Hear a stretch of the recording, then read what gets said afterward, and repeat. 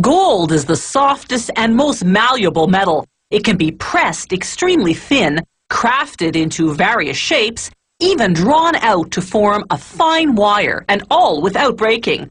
Gold isn't affected by water or oxygen as many metals are, so it doesn't rust or tarnish either.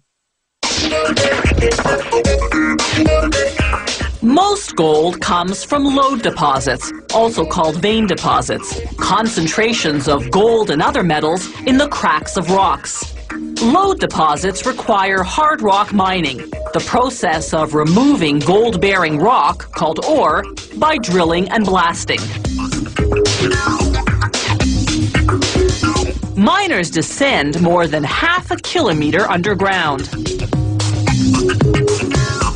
There, they drill holes for explosives using what's called a long-hole air drill.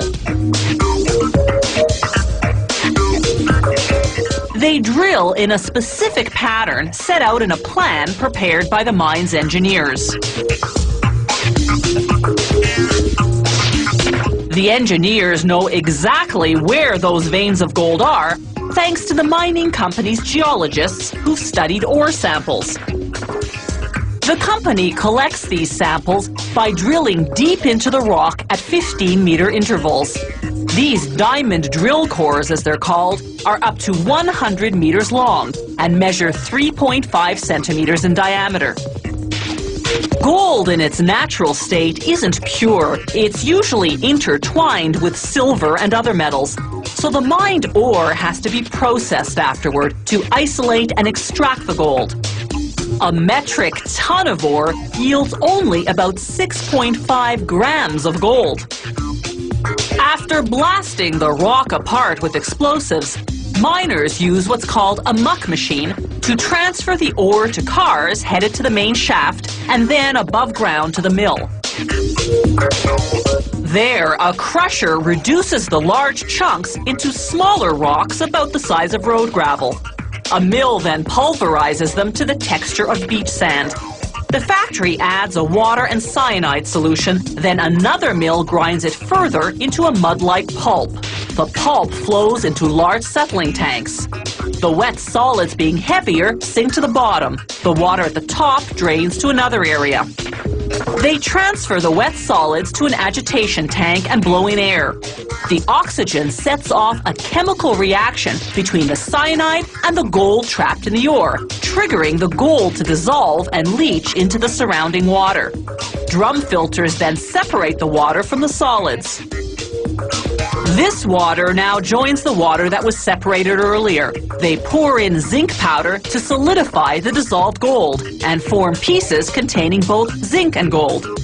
To smelt it into bars, they first have to mix several chemicals: manganese dioxide, fluorite, silica flour, borax, and sodium nitrate. This chemical mix, called flux, will separate the gold from the impurities. They pour it into the smelter, whose temperature is a fiery 1600 degrees Celsius.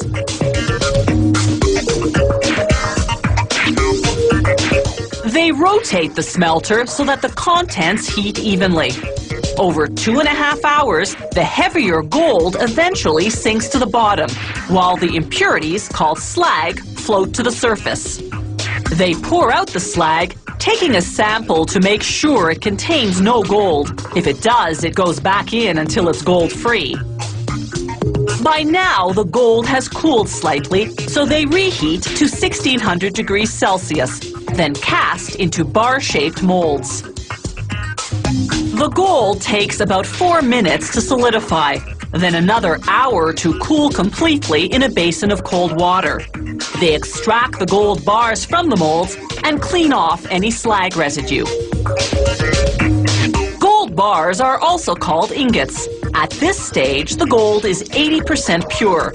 The Royal Canadian Mint will refine it to 99.9%, the international gold standard.